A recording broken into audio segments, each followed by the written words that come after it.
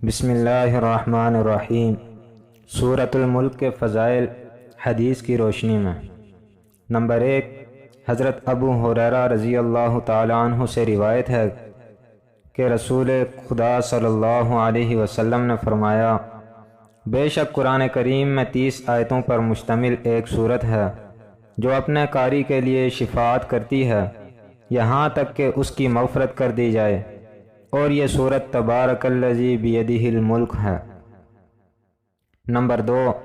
حضرت سیدنا انس رضی اللہ تعالیٰ عنہ سے روایت ہے کہ رحمت دو عالم حضرت محمد صلی اللہ علیہ وسلم نے فرمایا،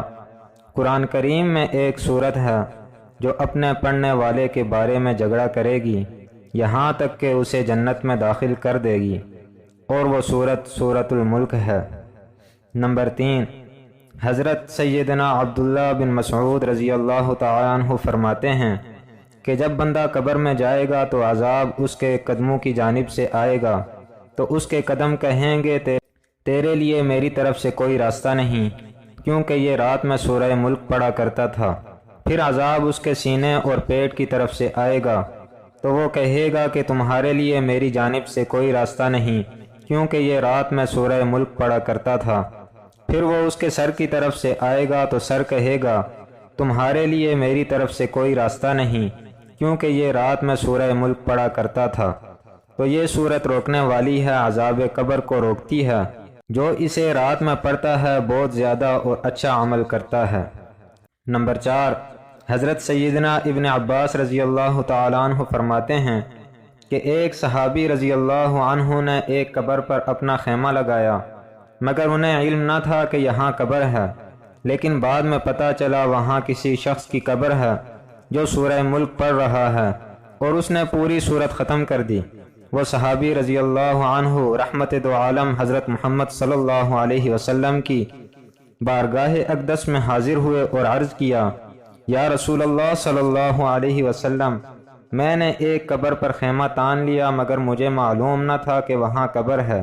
جبکہ وہاں ایک ایسے شخص کی قبر ہے جو روزانہ پوری سورہ ملک پڑھتا ہے۔ تو رسول اللہ صلی اللہ علیہ وسلم نے فرمایا، یہی روکنے والی ہے،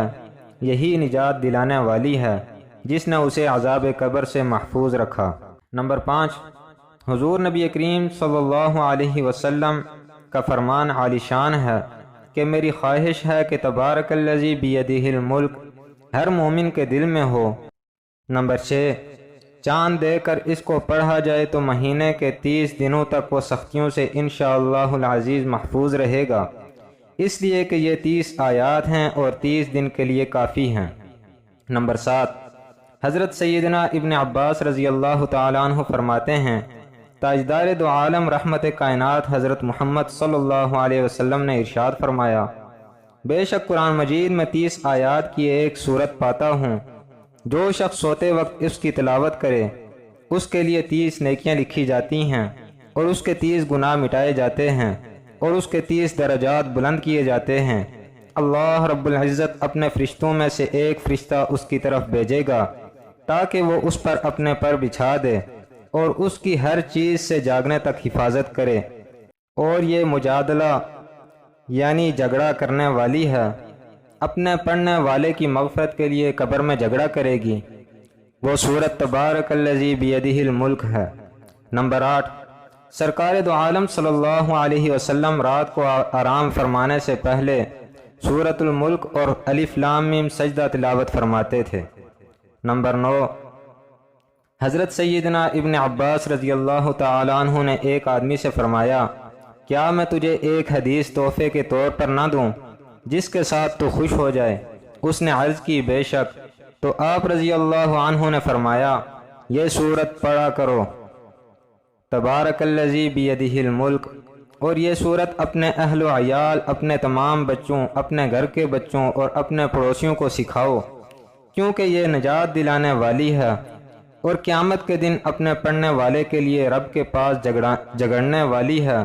اور یہ اسے تلاش کرے گی تاکہ اسے جہنم کے عذاب سے نجات دلائے، اور اس کے سبب اس کا قاری عذاب سے نجات پا جائے گا۔